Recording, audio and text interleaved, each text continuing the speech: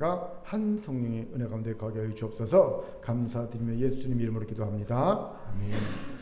할렐루야. 우리 옆분과 인사합시다. 하나님 우리 함께 하십니다. 시작. 하나님 우리 함께 하십니다. 자, 우리 눈을 마주보면서 이렇게 인사합니다. 당신의 얼굴을 보니 하나님의 얼굴을 보는 것 같습니다. 시작. 당신의 얼굴을 보니 하나님의 얼굴을 보는 것이라. 아멘.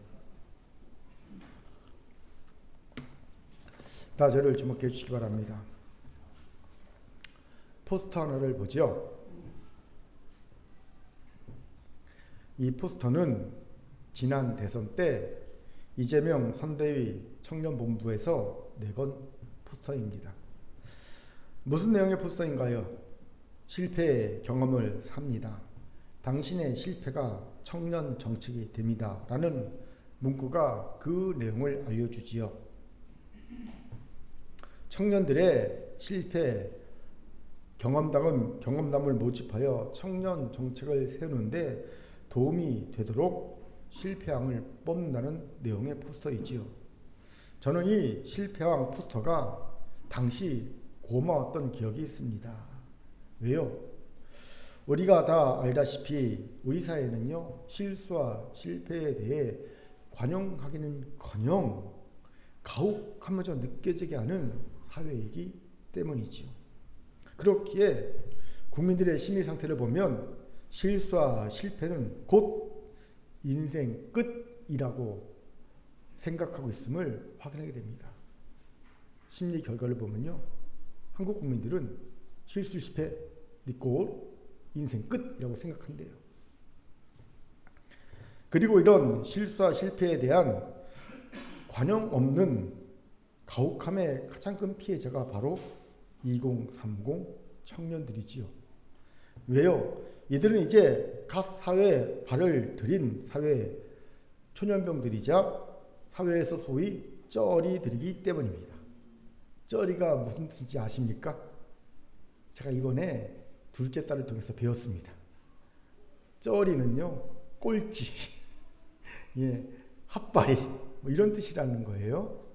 예, 하나 알아두시기 바랍니다. 요즘 아이들 언어입니다. 이 말인즉 실수와 실패를 할 가능성이 가장 큰 이들이 2030 청년들이란 말입니다. 그러니 이들이 가장 큰 피해자가 되는 거지요. 괜히 2030 청년들이 3포 세대니 4포 세대니 M포 세대니 라고 불리는 것이 아닙니다. 지레 겁먹고 도전조차 못하고 포기했기 때문입니다. 뭐를요? 실수와 실패를 두려워해서 도전하기를 포기한 거지요. 결혼도 포기, 취업도 포기, 심지어 연애도 포기.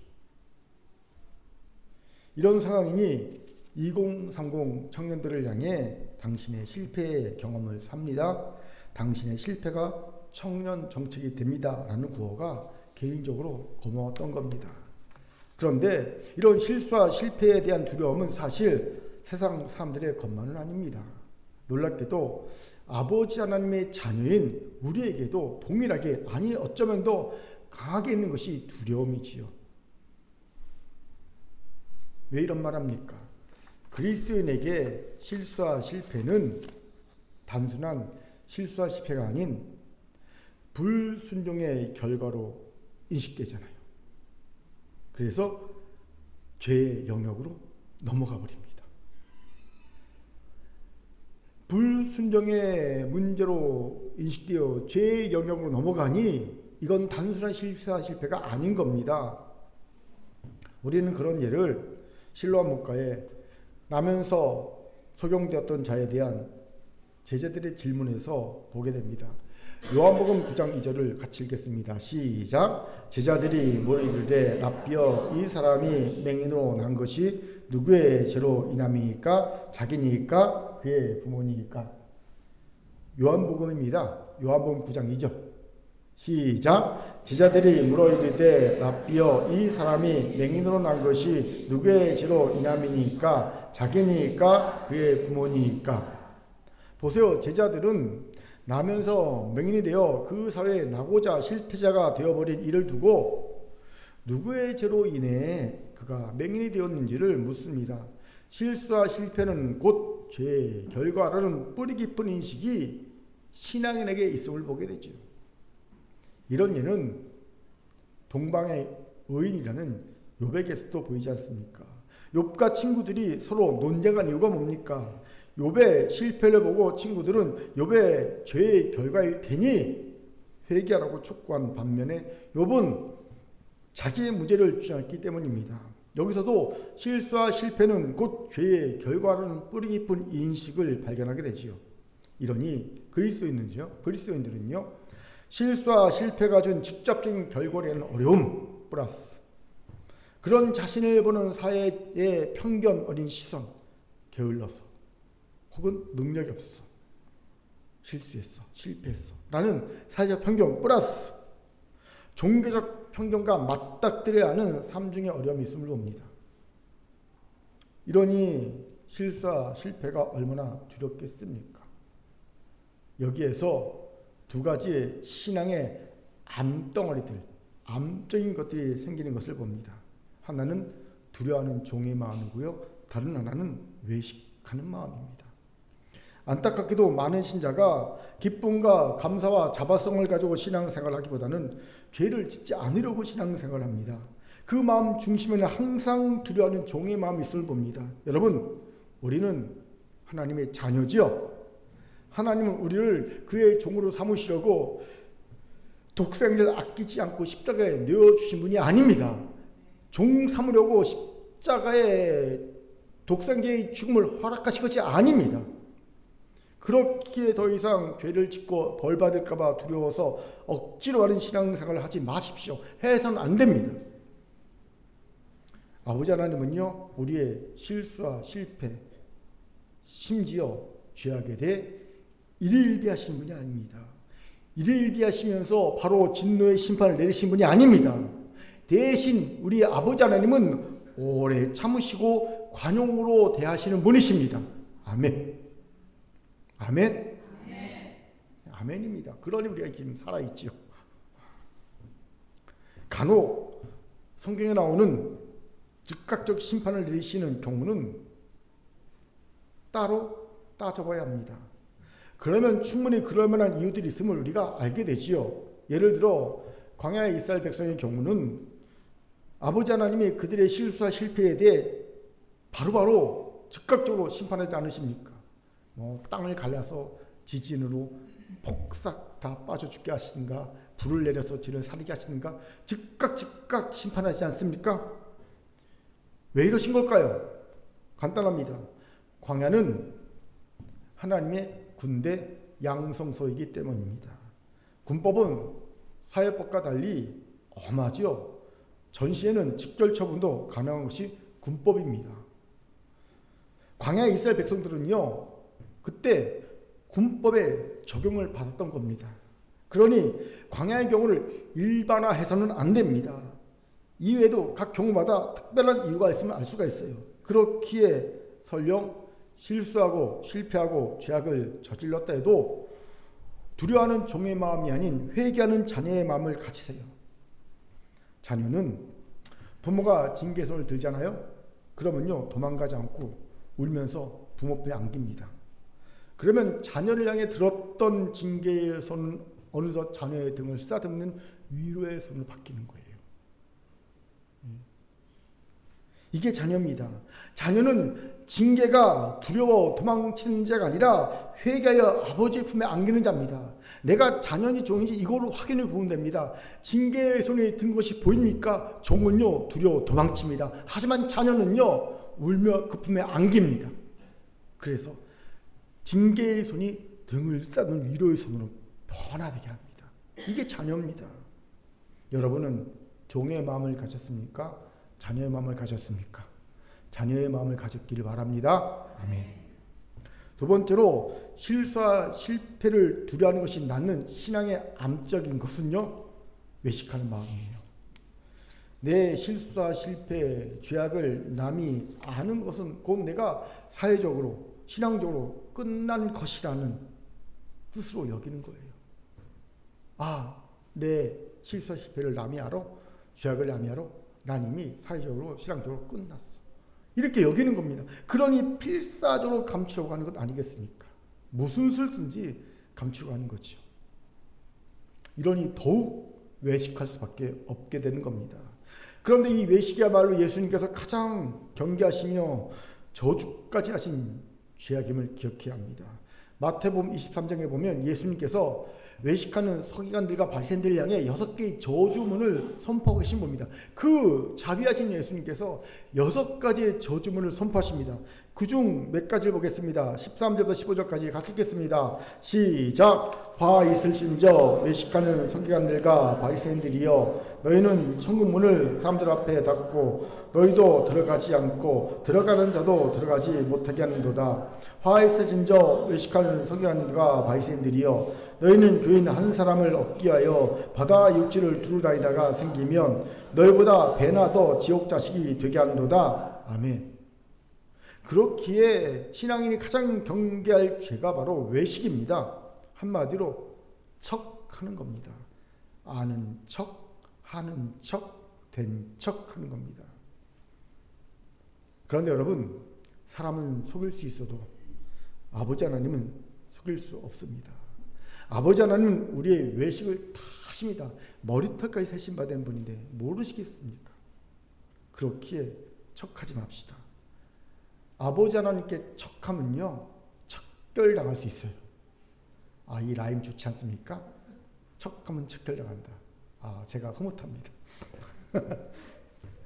바로 이 두 가지가 실수와 실패를 두려워하는 신앙 행태에서 비롯된 신앙의 암덩어리들입니다. 이 암덩어리들이 지금 한국교회를 죽이고 있어요. 특히 믿음이 좋다는 이들과 사역자 그룹에서 더욱더 힘을 발휘하고 있음을 봅니다. 저도 예는 아니었어요. 저만 해도 목회 초창기 때 실수와 실패에 대한 큰 두려움이 있었습니다. 제게 이런 두려움이 생긴 계기가 있어요. 교육전사 초짜 때, 아무것도 모를 때, 너무나 높아 보이는, 너무나 커 보이는 담임 목사님이 교육전사를 불러놓고 자기의 목회에 대한 정의를 내리십니다. 목회는 경사 90도의 천길 빙벽을, 얼음벽을 맨손으로 오르는 것과 같습니다. 목회는요, 90도의 얼음 빙벽을 맨손으로 어떤 안전도구 없이 오르는 것과 같습니다. 라고 얘기해 주시더라고요. 무슨 말입니까? 자칫 한순간 방심하면 딱 한 번만 실수해도 끝나는 게 목회라는 거예요. 예. 물론 후배들을 사랑하는 마음으로 해주신 고언이겠죠. 그런데 이런 말을 들으니 제가 얼마나 실수하지 않고 실패하지 않냐고 바짝 긴장했겠습니까? 이 종이 마음이었어요. 실수하면 안 돼. 실패하면 안 돼. 그러니 얼마나 척하느라고 애를 썼겠습니까? 저는 요즘 그때 제 잘못에 대한 폐해를 요즘도 봅니다. 간혹 옛날 제자들과 옛날 분들을 만날 때가 있어요. 20, 30년 된 분들을. 그럼요, 그분들은요, 제가 한창 척할 때 저를 봤던 분이지 않습니까? 그래서 여전히 저를 대단한 사람으로 착각하고 있습니다. 그런 그들 보면서 제가 깨닫습니다. 내가 얼마나 척했으면 아직도 저렇게 생각할까? 네, 잘못이로구나. 그래서 아니에요. 그래도 안 믿어요. 한번 이게 딱 박히니까 무섭더라고요. 깨닫습니다.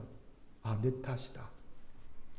이런 제가 오랜 시간이 지나서 아버지 하나님을 알면 알수록 그것이 아니라는 사실 절감하고 있습니다. 왜입니까?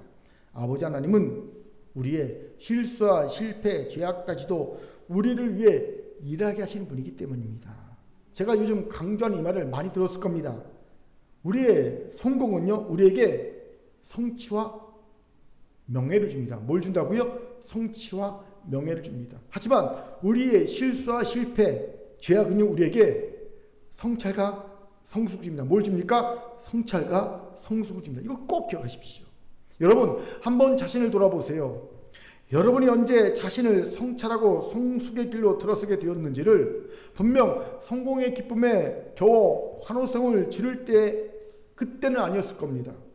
대신 쓰디쓴 실수와 실패 혹은 죄악으로 인해 아픈 상처를 쓰다듬며 눈물 골짜기를 지날 때 자신을 진지하게 돌아보는 성찰과 그 성찰로 인한 한 뼘 더 깊어진 성숙이 있었을 겁니다. 여러분 지금 여러분의 눈물 골짜기에 들어가 있습니까? 그렇다면 그 시간은 자기를 진지하게 돌아보는 성찰과 한 뼘 더 깊어진 성수로 들어가는 그 시간이라는 겁니다. 이용하셔야 됩니다. 제 경우도 그렇습니다. 그나마 제가 이 정도라도 된 거는요, 수많은 실수와 실패, 죄악 때문임을 진지하게 정직하게 고백하게 됩니다. 그러니 아버지 하나님이 우리의 실수와 실패, 죄악까지도 용인하시고 그렇게 오래 참으시는 것이 아니겠나 싶습니다. 이러니 더 이상 실수와 실패, 죄악이 두려워 아무것도 하지 못하는 어리석은 자가 되지 맙시다. 우리는 아버지 하나님의 자녀가 아닙니까? 아멘. 우리는 우리의 실수와 실패, 죄악을 딛고 일어서 더 멋지고 위대한 하나님의 자녀로 그 삶으로 나아갈 수 있는 자들입니다. 이 사실을 굳게 믿는 오늘 이 시간이 되기를 주의 이름으로 축원합니다. 아멘. 자, 저를 따라 힘있게 해봅시다. 당신은 아버지 하나님의 자녀입니다. 실수와 실패에 대한 두려움을 버리고 옆 분에게 이렇게 권면합시다. 멋지고 위대한 자녀의 삶으로 나아갑시다. 시작. 멋지고 위대한 자녀의 삶으로 나아갑시다. 아멘. 이런 우리에게 본문의 장남이 주는 귀한 통찰이 있죠. 본문은 아주 잘하는 본문이죠. 제가 요즘 가장 많이 설교 시간에 언급하는 본문이기도 합니다. 그런 본문을 다시 묵상하는 이유가 있어요. 바로 탕자의 형이자 탕부의 장남이 가진 어리석음에서 자꾸의 우리의 모습을 보게 되기 때문입니다. 무슨 말입니까?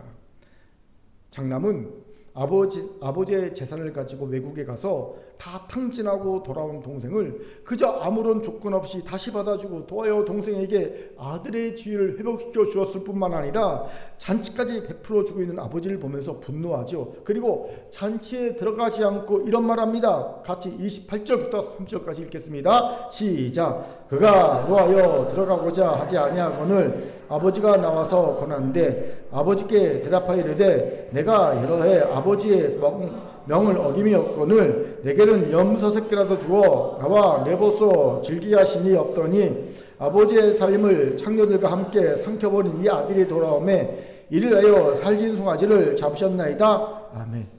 이 형의 분노의 말에 주목할 부분이 있습니다. 내가 여러 해 아버지를 섬겨 명을 어김이 없거늘 이란 부분입니다. 여러분 이 말의 의미가 뭔지 아십니까? 형은 여러 해 동안 아버지에게 잘못한 일이 없다는 의미입니다. 그리고 이것이 형의 자기 의였음을 알게 되지요. 그런데 형의 어리석음이 여기에서 발견됩니다. 아버지가 자녀에게 원하던 모습은 잘못한 일이 없는 모습이 아니었다는 거예요. 그럼 뭡니까? 아버지가 자녀에게 원하는 모습은 더 잘하는 모습이었다는 겁니다. 구체적으로 말하면요, 탕부의 마음을 이해하고 탕부와 같이 동부까지 나와서 동생을 기다리는 모습, 이거나 그렇지 않으면 동생을 찾아 타국에 가서 동생을 만나 설득하고 데리고 오는 모습, 이거나 이도 저도 아니면 돌아온 동생을 맞아 탕부처럼 기뻐하고 반겨주는 모습이 탕부가 장남에게 원하던 더 잘하는 모습이었다는 겁니다. 그런데 형은 그저 명을 어김이 없는, 즉 잘못한 것이 없는 신앙의 수준에 머물고 있을 겁니다. 그리고 그걸 자기 의로 갖고 있어요. 난 잘못한 것이 없는 사람이야. 바로 이 지점에서 한국교회 신앙인들의 모습이 겹쳐 보입니다. 우리도 장남처럼 잘못하지 않는 신앙의 수준에서 머물고 있기 때문입니다. 그 증거가 뭔지 아십니까? 잘못하지 않은 신앙의 수준에 머물러 있는 자는요, 반드시 잘못한 이들을 보면 판단하고 정죄하기 바쁩니다. 이게 잘못하지 않은 신앙인의 수준에 머물고 있는 자의 특징입니다.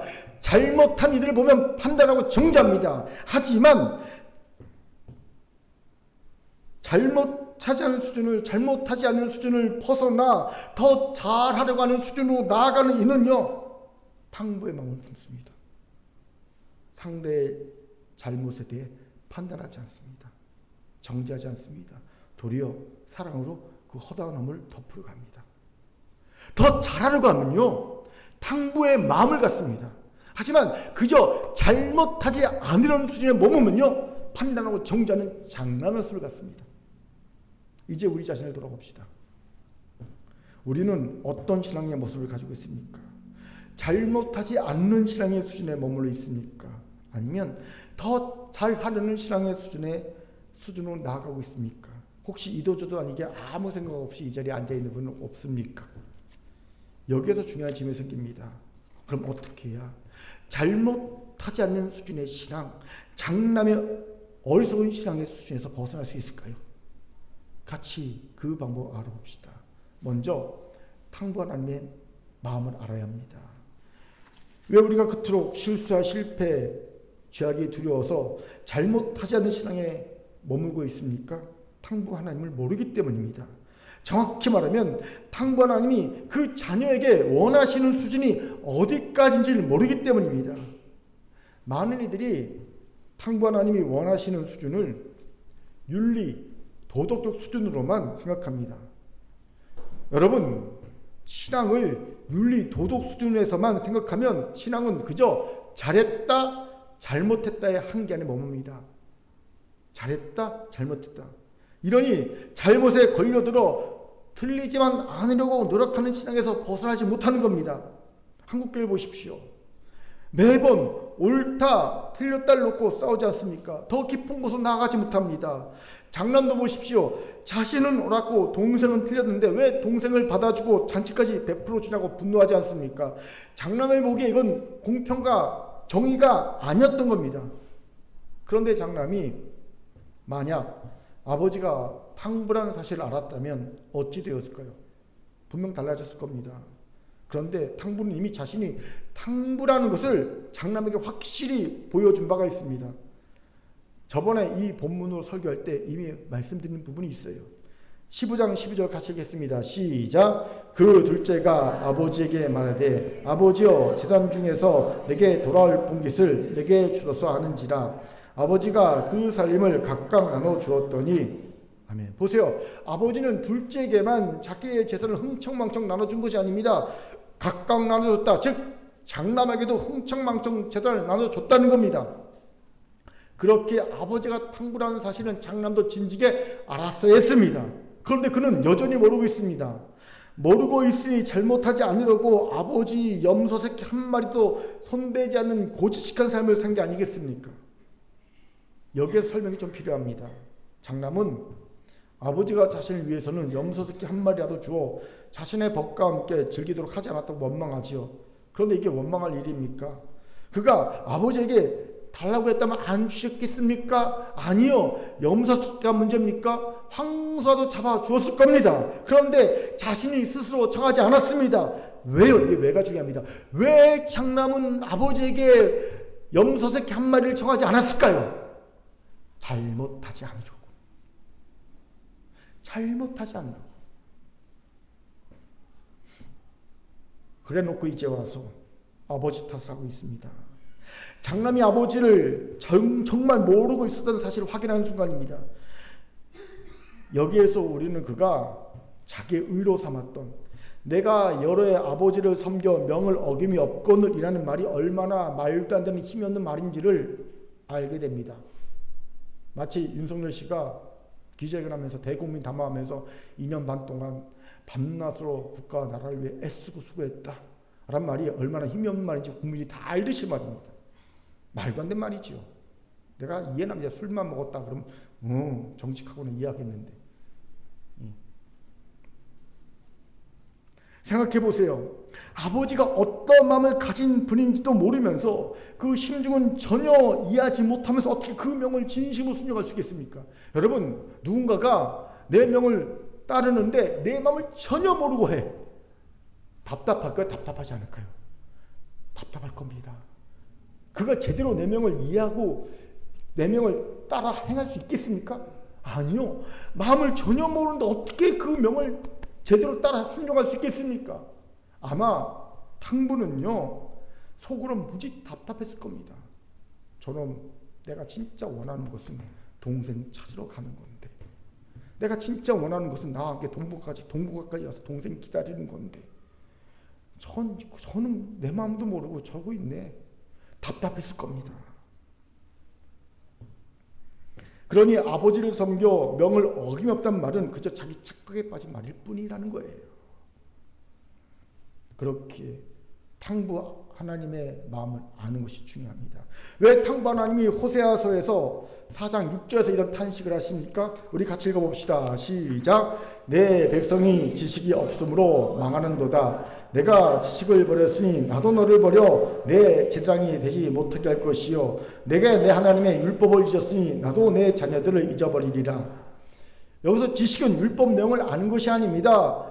외우는 것도 아닙니다. 제사 형식에 능통한 것도 아닙니다. 그럼요, 아버지 하나님께 대한 지식입니다. 아버지 하나님의 마음을 아는 지식입니다. 여기서 지식으로 번역된 히브리어 다하트는요, 참된 통찰력을 가진 지식, 이해, 지혜라는 뜻을 가진 단어입니다. 바로 아버지 하나님의 마음을 아는 참된 통찰력을 가진 지식과 지혜와 이해가 이스라엘 백성에게 없다는 겁니다.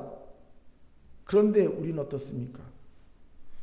저는 요즘 구구 집회에 동원되는 교회와 선신자들을 보면서 보면서 한탄이 나옵니다.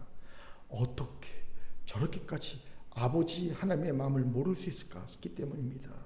그들의 순수한 신앙의 열정이, 저는 거기에 참여한 분들 중 대다수가 순수한 신앙의 열정을 가진 분이라고 생각합니다. 순수한 신앙의 열정이 도리어 아버지 하나님이 미워하시는 죄악을 양산하고 있는 것을 보면서 너무 괴롭습니다. 정말 그걸 보고 있는 것이 너무너무 괴롭습니다. 저 순수한 신앙의 열정을 가진 분들이 도리어 죄악을 양산하고 있구나. 고통스러워요. 왜 이렇게 되었습니까? 신앙생활을요, 잘못하지 않는 것 수준으로 제한했기 때문입니다.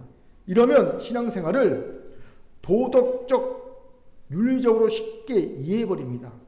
그래서 신앙생활이 그냥 옳은 것, 틀린 것, 구분하는 것 정도로 생각하게 됩니다.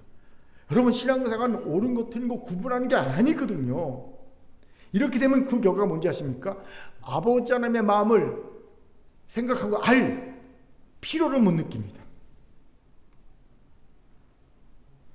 이것이 우리의 뇌가 작동하는 방식이죠. 우리의 뇌는요, 엄청난 에너지 씁니다. 우리가 쓰는 에너지의 거의 7, 80%는 뇌가 다 써버립니다. 그렇게 뇌는 생존을 위해 되도록 생각을 안 하려고 합니다. 너무 많은 에너지 쓰기 때문에 되도록 생각을 안 하려고 합니다. 연구에 의하면 뇌에서 의사 결정하는 95%는요 자동으로 이루어진다는 거예요. 생각 안 하고 95%가 그냥 자동으로 그냥 답이 나오는 겁니다. 뇌는 그렇게 간편하게 의사결정 구조를 만들어 놨어요. 생존을 위해. 너무 많은 에너지를 쓰니까 거의 삶의 95%는 그냥 바로 생각 없이 답이 나오게끔 만들어 버렸어요. 즉 습관적으로 경험에 의해 선입견 편견에 따라 생각을 거치지 않고 어떤 문제에 대한 답을 내도록 뇌가 시스템을 갖춘 겁니다. 이때 나오는 답의 대부분이 뭔지 아십니까? 옳다, 틀리답니다. 이러니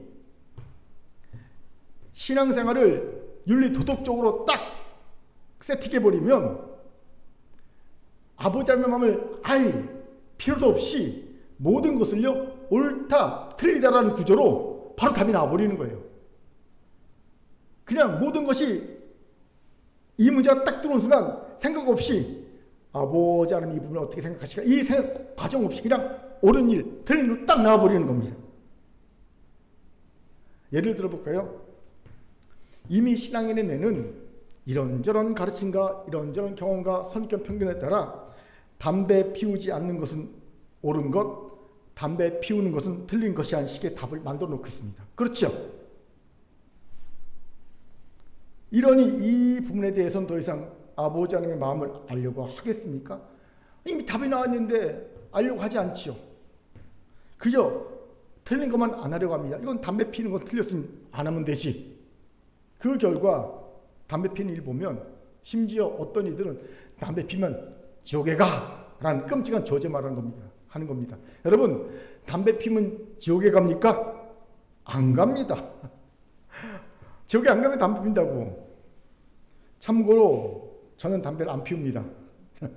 제가 고등학생 때 한번 담배 한 갑을 사서 한 겹이 딱 피워봤는데 이걸 왜 돈 주고 사서 피우나 싶은 마음이 들어서 그냥 나머지 담배 핀 친구에게 주고요. 그 다음부터는요 담배 손을 안 대고 있습니다. 그러니 목사가 담배 피워서 저런 말 하나 싶은 오해는 하지 마십시오. 여러분, 우리는 담배를 폈다고 지옥에 가지 않습니다. 하지만 천국에 가고 싶은 사람은 담배를 피우고 싶지 않습니다. 이건 맞아요. 예, 담배 핀다고 지옥에 가지 않습니다. 하지만 천국을 가고 싶은 분요, 사실 담배 피우고 싶은 마음이 잘 생기지 않습니다. 그렇게 무식한 소리 하지 마십시오. 대신 담배를 피우는 지체에 대해서 아버지 하나님의 마음이 어떠신지 생각해 보시기 바랍니다. 제가 생각해 본 적이 있어요. 예전 부목사 때 시흥교회에서 이제 대배 끝나면 본당문을 활짝 열고 목사들이 쭉 서서 성도들하고 일일이 악수하고 인사하지 않습니까? 여름에 악수하고 인사하는데 어떤 중년 남성분이 제 앞에 와서 허리를 숙여서 인사를 합니다. 인사하는데 글쎄 여기 포켓 여기 주머니에 있던 뭐가 툭 떨어집니다. 담배값이 떨어진 거예요. 툭 떨어졌어요. 그러니까 그분이 당황스럽잖아요. 예배 드리고 나와서 목사하고 인사하는데 담배가 뚝 떨어졌으니 당황해하더라고요. 그때 제가 담배를 주워 드리면서 이런 말을 했습니다. 시간이 오래돼서 정확하진 않지만 좋은 담배 피우시네요 말을 했던 것 같습니다. 좋은 담배 피우시네요 딱 건네준 것 같습니다. 저도요 이게 하나님 마음의 아버지 하나님 마음을 알아서 한 말이 아니라 무안해하니까 어떻게 하든 무안하면 저도 사실 당황스러우니까 이걸 무마하려고 했던 말 같습니다. 하지만 지금이라면 그렇게 하지 않을 것 같습니다. 지금이라면요 그저 조용히 주어서 누가 보기 전에 슬그머니 그분의 주머니에 넣어드렸을 것 같습니다. 왜요? 아버지 하나님의 마음이면 그러실 것 같기 때문입니다. 왜 이런 얘기를 합니까? 이제 우리 좀 아버지 하나님의 마음을 알려고 해보자는 겁니다.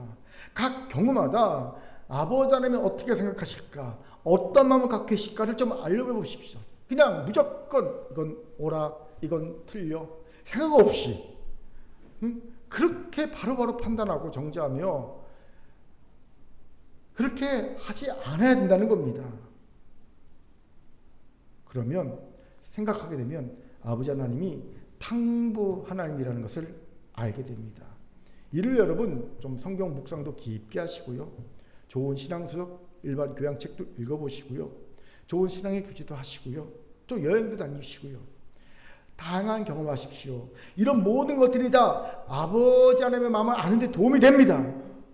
저는 특히 성경 묵상을 강추합니다. 저도 요즘 이렇게 성경을 다시 묵상하고 있어요. 성경을 묵상하다 보니 이전에 알지 못했던 아버지 하나님의 마음을 알게 되는 것이 꽤 됩니다. 그렇게 성경을 많이 읽었음에도 다시 깨닫게 되는 아버지 하나님의 마음이 있어요. 그렇게 성경 묵상을 강추합니다. 분명 우리도 잘못하지 않는 신앙을 벗어나 잘하는 신앙으로 탕부 하나님의 마음을 닮아가는 신앙으로 나아갈 줄 믿습니다. 아멘. 자, 이렇게 인사합시다. 탕부 하나님의 마음을 알기 위해 옆분을 보면서 노력합시다. 아멘. 두 번째로 장남의 어리석은 신앙에서 벗어나려면 위대해질 기회를 선용하라는 거예요. 우리 보면 32절 힘있게 읽겠습니다. 시작. 이 내 동생은 죽었다가 살아났으며 내가 잃었다가 얻었기로 우리가 즐거워하고 기뻐하는 것이 마땅하다 아니라. 아멘. 여기서 주목할 것이 바로 우리가다입니다. 탕부는 자신의 즐거움과 기쁨에 장남도 반드시 참여해야 한다고 말하고 있는 겁니다. 마땅하다고 번역한 헬라어는요 반드시 무엇 해야 한다는 뜻을 가진 단어입니다. 영어로 it is necessary입니다. 즉 반드시 탕부의 즐거움과 기쁨과 즐거움에 참여해야 한다는 겁니다. 왜 이런 말합니까? 그것이 장남이 가진 어리석은 신앙, 잘못하지 않은 신앙의 수준을 벗어날 수 있는 방법이기 때문이에요. 무슨 말입니까? 아버지 하나님은 그의 자녀인 우리에게 매일 매순간 아버지를 닮을 생각과 행동할 기회를 주십니다. 이 기회를 선용하여 아버지를 닮은 생각과 행동을 선택하게 되면 그 순간 우리는 위대해집니다. 아버지 하나님과 같이 되니까. 우리도 이 기회를 선용하면요 아브라함이 될 수도 있고요, 모세가 될 수도 있고요, 여호사가 될 수도 있고요, 엘리야, 엘리사, 사도 바울이 되는 겁니다. 그런데 그 기회는 거의 100% 확률로 우리를 불편하게 하는 현실이라는 가면을 쓰고 나타납니다. 우리를 위대하게 만드는 기회는 우리가 불편하다 느끼는 그런 상황으로 다가온다는 겁니다. 독자 이삭을 바치라는 명령을 받은 아브라함 보십시오. 이 얼마나 말도 안 되는 불편한 명령입니까? 그럼 왜 아버지 하나님 이런 말도 안 되는 불편한 명령을 내신 걸까요? 하나님의 진정한 친구가 될 길을 주신 겁니다. 독자를 죽음으로 내모는 죽음 같은 고통스러운 아버지의 마음을 공감할 수 있는, 이해할 수 있는 첫 번째 믿음의 사람 아브라함 아닙니까? 친구지요. 그 독생 예수를 십자가에 못 박아 죽일까지 내어준 하나님 아버지의 그 고통스러운 마음을 아브라함이 가장 먼저 이해할 수 있었습니다. 친구로서. 왜? 그 기회를 주셨으니까. 그렇게 인간적 반응이 아닌 아버지의 하나님을 닮은 반응으로 독자 이삭을 모리아산에서 제물로 바치랬던 아브라함은 하나님의 마음을 공유한 친구란 위대한 이름을 얻은 자가 되지요. 이것이 우리를 잘못하지 않은 신앙 수준에서 벗어나서 위대하게 만드는 하나님의 은혜입니다. 장남의 경우는 이 기회가 탕자 동생이 아버지의 재산을 탕진하고 돌아왔는데 그를 책망도 없이 받아들여서 아들의 지위를 회복시켜주고 잔치마저 차려준 억울하고 화가 나는 상황이라는 가면을 쓰고 나타나는 겁니다. 이 얼마나 억울하고 분합니까? 나는 열심히 살았는데 쟤는 못됐는데 쟤를 저렇게 받아줘? 억울해, 분해. 이 억울함과 분함의 가면을 쓰고 위대해질 기회가 딱 나타나는 거예요. 이때 만약 장남이 이 불편하게 하는 현실을 맞아 인간적 생각과 방법으로 대응하지 않고 탕부의 생각과 방법으로 대응했다면 그는 그 순간 탕부의 수준까지 이르게 되는 겁니다. 즉 위대해지는 거예요. 그런데 그 엄청난 은혜의 기회를 장남은 놓쳤죠. 바로 이 점을 안타까워하며 탕부는 장남에게 내가 반드시 나와 함께 즐거움과 기쁨 누려야 했다라고 강조하고 있는 겁니다. 여기에 우리 연약함이 있지 않습니까?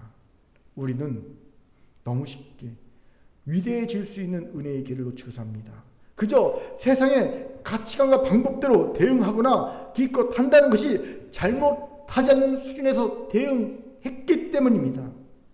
다른 사람 아닌 제가 그랬어요. 하루에도 여러 번 하나님은 제가 위대해지는 길을 주셨더라고요. 그런데 그때마다 저는 놓치고 말았습니다. 나중에서요 깨닫고 땅을 쳤습니다. 여러분에게 구체적으로 말할 수는 없지만 어제도 그런 기회가 있었고요. 그제도 있었습니다.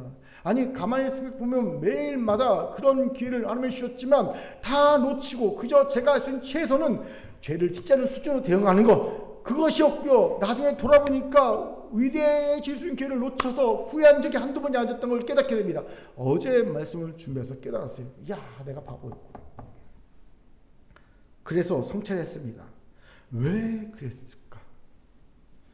그리고 제 안에 있는, 아니 많은 성도들 안에 있는 가장 큰 오해와 착각을 발견했습니다. 무엇입니까?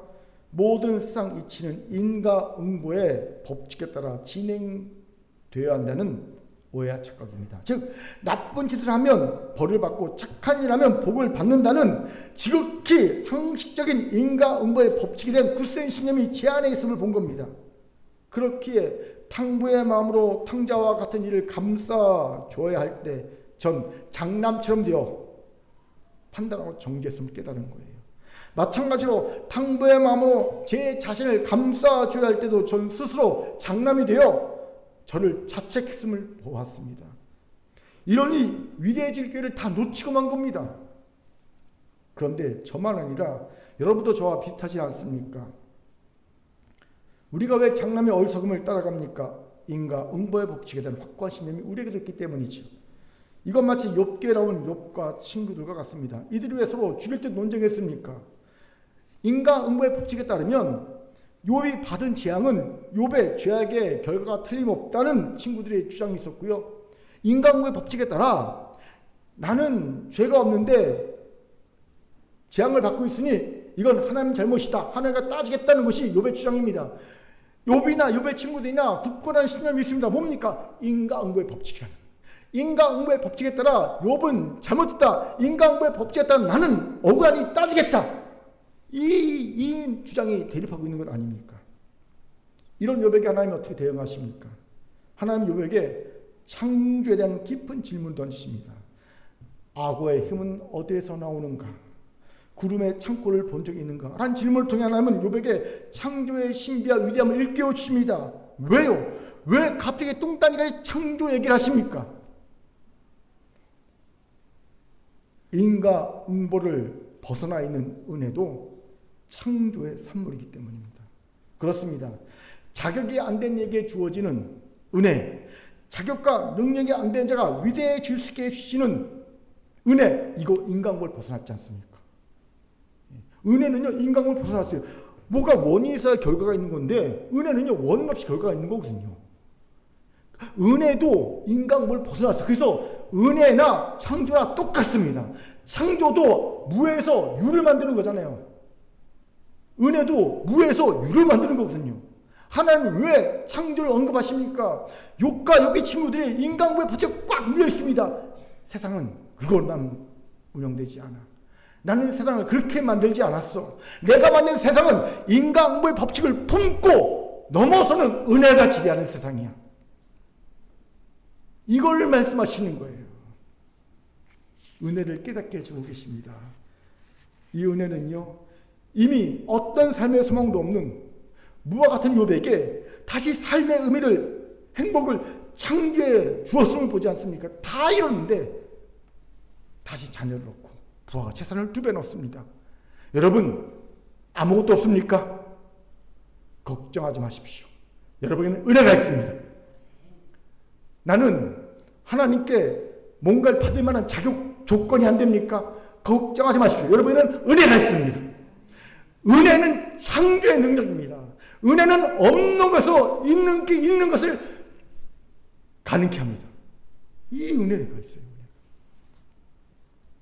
바로 이 인과응보를 품고 넘어서는 은혜를 깨달아야 합니다. 그래야 아버지 하나님이 주신 위대해 주신 기회를 선용할 수 있습니다. 어제 저녁에 늦게까지 설교 준비하다가 도전을 받은 일이 생겼어요. 이 부분에서. 안양로에 우리 서부시찰도 아닌 다른 시찰 장로님이 갑자기 전화를 하셨어요. 왜요? 그랬더니 제 생각이 나서 얼마나 힘드실까라는 마음에 전화했다는 거예요. 그래서 삶을 나누고 교회를 위해 기도 부탁을 했습니다. 그 전화를 끊은 후에 문득 이 장로님은 위대해질 수 있는 기회를 수행했구나라는 생각을 했어요. 왜요? 그분은 제게 이런 전화를 어떤 인과관계가 없는 분입니다. 그냥 노예에서 지나가다가 사회적인 인사 있잖아요. 안녕하세요. 그리고 잘 지내세요. 이 정도만 하고 평생까지 전화 한번 하지 않는 그런 관계인데 제게 전화하신 거거든요. 사연이 이래요. 이분 아들이 교육전사인데 아버지가 노예 장로니까 안양에 있는 대형교회, 안양제일교회 말해서 자리를 만들어놨어요. 그리고 꽂아주려고 했어요. 야, 너 대형교회에서 그 교육전사 했는데 아들이 괜찮습니다 그러더니 저 용인에 있는 개척교회로 갔대요. 아버지는 되게 황당하죠. 아니 왜 용인까지 가 여기 대형교회 꽂아줬는데 그리고 그 저녁까지 토요일에 가서 이 아들이 막 열심히 일하고 안 오는 거예요. 그러니까 아들을 생각하면서 이렇게 있는데 참 이놈 내가 안양제일교회 대형교회 꽂아줬는데 거기는 안 가고 용인에 있는 저 개척교회 가서 이 늦은 시간까지 토요일까지 애쓰고 있네. 아직도 안 들어왔네. 그리고 에휴 힘들겠다 하는데 갑자기 누구 생각이 납니까? 제 생각이 났다는 거예요. 제 생각이 나면서 아휴 나 목사님 얼마나 힘드실까 전화 한번 드려야 되나 싶어서 전화한 거예요. 전화해서 목사님 요즘 교회 많이 힘든데 힘드시지요? 그러면서 아유 목사님 제가 한번 식사 대접하고 싶은데 하면서 이런 얘기를 하는 거예요. 여러분 사실 이런 전화 할 사이가 아니거든요. 얼굴도 기억 안 나요 사실은. 그분 얼굴이 기억이 안 나요 저는요. 예. 그런데 깨달은 게 뭐냐면 야 이게 위대해질 수 있는 길을 선용하는 방법이구나. 저는 큰 교회도 이런 일이 더욱 많아지길 기도합니다. 우리 교역자가, 우리 장로님들이, 우리 권사님들이, 우리 안수집사님들이, 우리 셀량들이, 우리 모든 성도가 다 이러해지기를 기도합니다. 이를 위해 우리의 창조의 은혜를 구합시다. 어떤 인간적인 인과관계와 상관없이 그저 그가 아버지 하나님의 자녀라는 그 사실 하나만으로 그를 긍휼히 여겨주고 덮어주고 섬겨주고 세워주고 살아갑시다. 나랑 친해서가 아니라, 나 친하지 않아서 안 하는 게 아니라, 그런 거 상관없이 나한테 잘해줘서 인정과 칭찬을 많이 해줘서 나를 보면 막 미소 줘줘서 옛날에 나에게 어떤 도움을 줘서 그런 게 없이 그냥 그가 하나님의 사람 그 이유 하나만으로 인과 없이 긍휼히 여겨주고 덮어주고 섬겨주고 세워주고 사랑해 줍시다. 비록 우리를 불편하게 하는 상황에 있을지라도 그 가면 속에 있는 위대하신 기회를 볼 수 있는 영적 눈을 떠서 그리합시다. 이런 위대하신 기회는요 항상 불편하게 다가오거든요. 분명 우리도 단지 잘못하지 않은 신앙 수준을 벗어나 탕부 하나님을 닮아 위대해진 수준까지 이르게 될 줄 믿습니다. 아멘. 자, 옆보에 이렇게 인사합시다. 당신은 위대해질 수 있는 탕부의 자녀입니다. 시작. 당신은 위대해질 수 있는 탕부의 자녀입니다. 옆분을 보면서 창조의 은혜를 구합시다. 시작. 창조의 은혜를 구합시다. 아멘. 이제 말씀을 마치지요. 작년에 이런 설문조사 결과를 들었습니다. 한국의 대표적인 종교에 대한 호감도를 조사했는데 개신교가 17%로 4위를 차지했다는 거예요.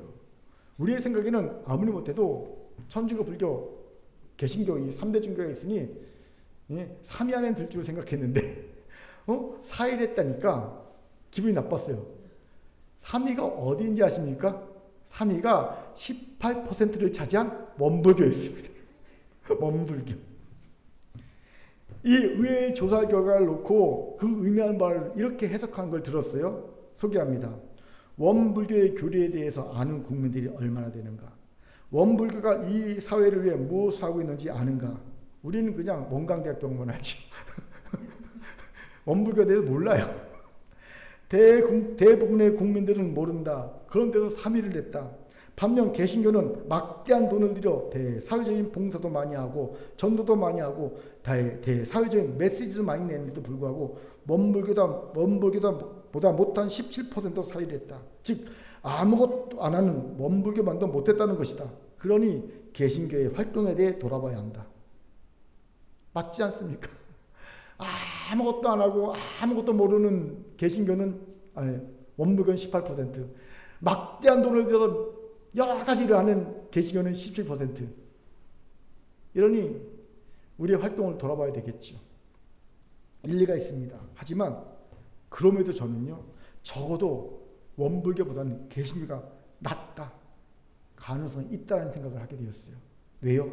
우리는 그래도 잘해보려고 애쓰다가 실수하고 실패하고 죄진 경우잖아요. 예. 하지만 그렇게 이제 우리는 더 나아질 가능성이 있습니다.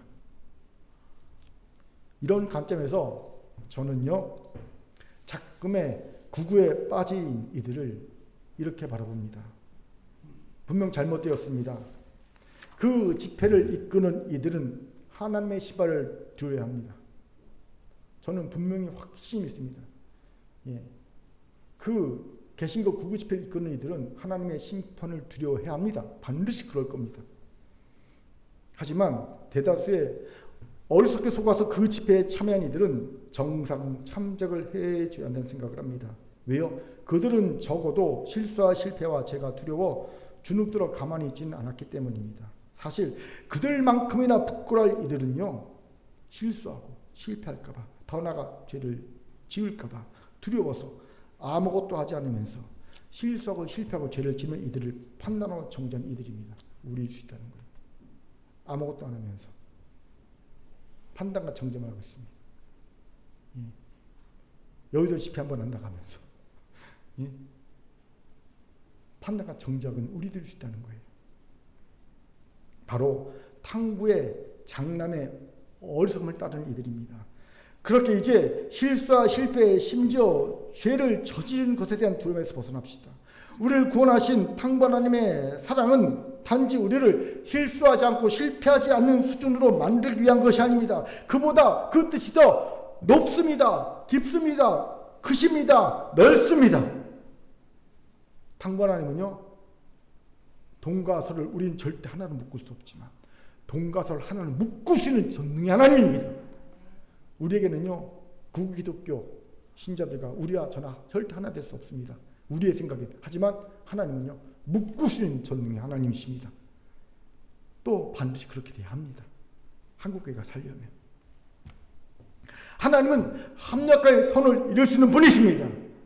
그렇게 이제 장남의 어리석음, 잘못하지 않는 신앙 수준을 넘어서 탕부 하나님을 닮은 위대한 신앙으로 나아갑시다. 이를 위해 탕부 하나님 아마 알게 노력합시다. 노력하지 않으면요, 우리는 기존의 경험, 지식, 선입견, 편견에 따라 자동적으로 옳다, 틀리다라는 지극히 윤리적이고 도덕적 수준에서 머물러 있습니다.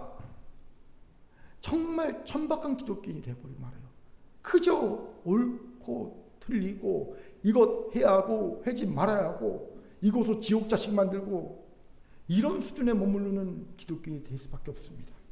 두 번째, 창조적 은혜를 구하여 인간 응보를 품고 넘어섭시다.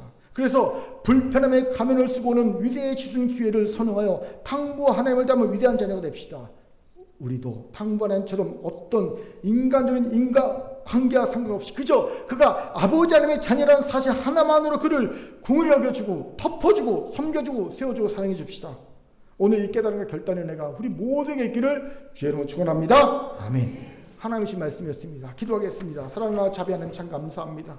그저 죄를 짓지 않는 수준에 머물고 첫째 아들의 신앙의 어리석음에 머물렀던 우리를 용서하여 주시옵소서. 이제 위대해지기 원합니다. 탕부 하나님을 아는 자들로서 위대해지기 원합니다. 불편한 상황에 가면을 쓰고 오는 이 위대해진 기회를 선용하여서 그저 공력해주고 품어주고 덮어주고 세워주고 섬기고 사랑하는 자들에게 도와주옵소서. 감사드리며 예수님 이름으로 기도합니다. 아멘.